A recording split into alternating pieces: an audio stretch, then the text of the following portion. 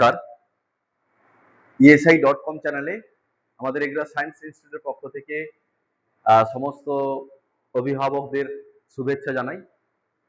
আজকের আমাদের এই ইউটিউব চ্যানেলের এই ভিডিওটি শুধুমাত্র অভিভাবক অভিভাবিকাদের জন্য,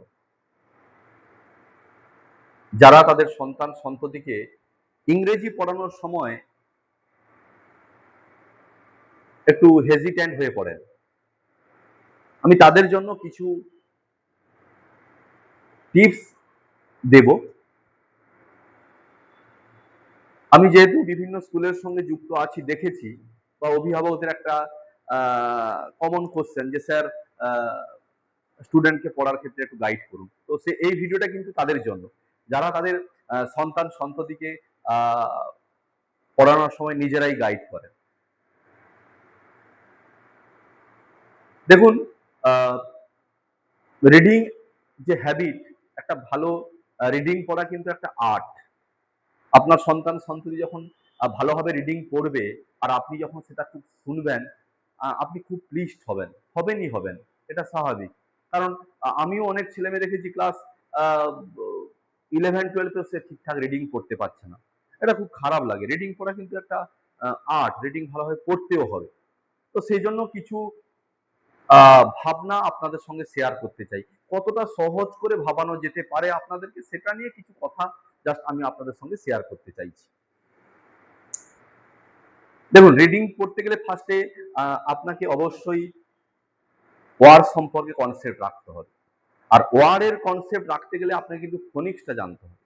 তো ফোনিক্স কিন্তু আমি আজকে এই ভিডিওর সঙ্গে লিঙ্ক করছি না, কারণ ফোনিক্সটা অলরেডি একটা ভিডিওতে দেওয়া হয়েছে। ফোনিক্সটা সেখানে আপনারা দেখবেন, কারণ ওয়ার্ডের উচ্চারণের ক্ষেত্রে কিন্তু ফোনিক্সটা খুব প্রয়োজন হয় ওয়ার্ডের উচ্চারণের ক্ষেত্রে। তাই ফোনিক্সটা কিন্তু খুব এসেনশিয়াল। এবারে ধরুন, এরকম কিছু বই পাওয়া যায়, যেমন দেখবেন একটা ওয়ার্ডে স্টার্ট হলো, তারপরে দুটো ওয়ার্ড, তারপরে তিনটে ওয়ার্ড, তারপরে চারটা ওয়ার্ড, স্টেপ বাই ওয়ার্ড বাড়ছে এবং সেন্টেন্সটারও লেন্থও বাড়ছে। এবং আপনার দেখবেন আপনার সন্তান সন্ততি সেক্ষেত্রে পড়ার ক্ষেত্রে কিন্তু অনেকটা ইজি ফিল করছে, এতটা বোরিং লাগছে না। দেখুন, ছোট্ট ছেলে বা মেয়ে, প্রি-1 বা 1 বা 2, তো তাদের ক্ষেত্রে কতটা ফানি ওয়েতে এবং ইজি প্রসেসে বোঝানো যায় সেটা কিন্তু আপনাকে ভাবতে হবে। ওই দায়বদ্ধতা কিন্তু আপনার, বা যারা পড়াচ্ছেন উনাদেরকেও ভাবতে হবে যে কতটা সহজ করে ওই ছাত্রছাত্রীদের মধ্যে আমি প্রবেশ করাতে পারি। তো এটা একটা ওয়ে। ধরুন, I am a student. I am a student of class 2. I am a student of class 2 of EVSN. এটা একটা স্কুলের নাম। এইরকম তাহলে আমরা স্টেপ বাই স্টেপ ভাবতে পারি।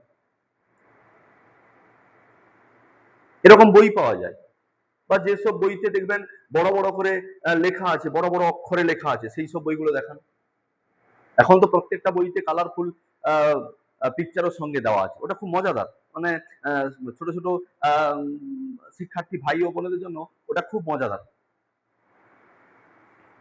সে যে স্টাডি রুমে বসছে বা আপনি যেখানে বসে তাকে পড়াচ্ছেন, ওখানে যেসব ওয়ার্ড দেখছেন, যেসব জিনিস আছে সেই রুমের মধ্যে, সেই রুমের জিনিসগুলো দেখান। এটার ইংলিশ কি, সেটার ইংলিশ কি, এইভাবে তাকে জিজ্ঞেস করুন। এবং নতুন নতুন সেন্টেন্স একটু যোগ করে দিন। ধরুন ধরুন আমার হাতে এটা একটা মার্কার আছে, তো মার্কার দেখিয়ে বলতে পারেন যে what is this, this is marker. এবার তাকে বললেন, আমি যদি এইভাবে কোশ্চেন করি, তোমাকে বলতে হবে। আপনি ডাস্টার নিলেন, তাকে এবার কোশ্চেন করুন, হোয়াট ইজ দিস। ওকে বলতে এনকারেজ করুন, দিস ইজ ডাস্টার। বলতে না পারলে কিন্তু বকাঝকা করা যাবে না, একদম মানে তার বন্ধুর মতো হয়ে কিন্তু আপনাকে গাইড করতে হবে, বকাবকি করবেন না। আপনি তার সঙ্গে পড়তে বসছেন, আপনি নিজেও জোরে জোরে পড়ুন, আপনি তাকে জোরে জোরে পড়ান। জোরে জোরে পড়া, এখন দেখা যাচ্ছে সবাই সাইলেন্ট রিডিং, না, সাইলেন্ট রিডিং বাদ দিয়ে কিন্তু এরকম লাউড রিডিং এর প্রয়োজন আছে। আপনি নিজে আগে পড়ুন তাকে, I I am I am a student. I am a student of class 2. I am a student of class 2 of EVSA।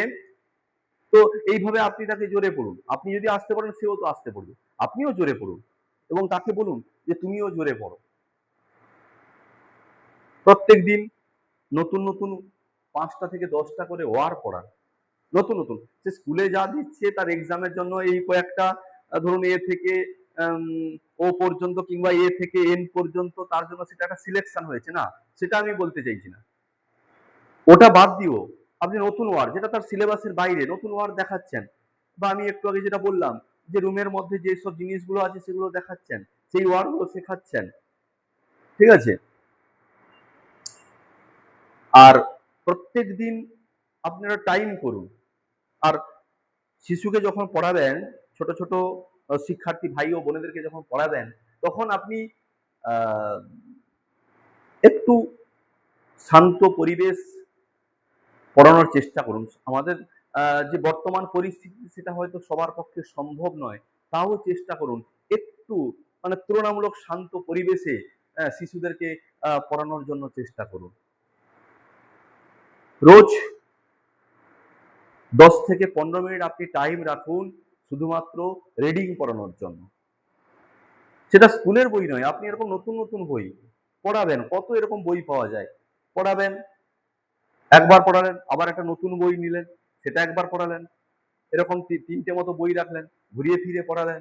বা নিউজ পেপারের যে হেডলাইন গুলো থাকে, সেই নিউজ পেপারের হেডলাইন গুলো কি লেখা আছে পড়ো। ইজি ইজি ওয়ার্ড গুলো, ইজি ইজি ওয়ার্ড গুলো, ঠিক আছে? যা দেখতে পাবেন, যা কিছু দেখতে পাবেন, একদম বড় বড় ফন্টে যেটা লেখা আছে সেটাকে তাকে পড়ানোর সুযোগ করে দিন, তাকে আপনি হেল্প করুন। আমি আবারও বলছি যে পড়ানোর ক্ষেত্রে যদিও কিছু না পারে, তাকে কিন্তু আপনি অনুৎসাহিত করবেন। অনুৎসাহিত কিন্তু আপনাকে করা যাবে না, এটা কিন্তু মাথায় রাখবেন। তো এইভাবে আপনারা চেষ্টা করুন। আশা করছি আপনার সন্তান সন্ততি রিডিং পড়ার ক্ষেত্রে হ্যাবিটটা কিন্তু গ্রো হবে। ঠিক আছে? নমস্কার। আর আজকের এই ভিডিওটি ভালো লাগলে অবশ্যই লাইক, শেয়ার এবং সাবস্ক্রাইব করে আমাদের এই চ্যানেলটিকে উৎসাহিত করবেন। নমস্কার আরেকবার।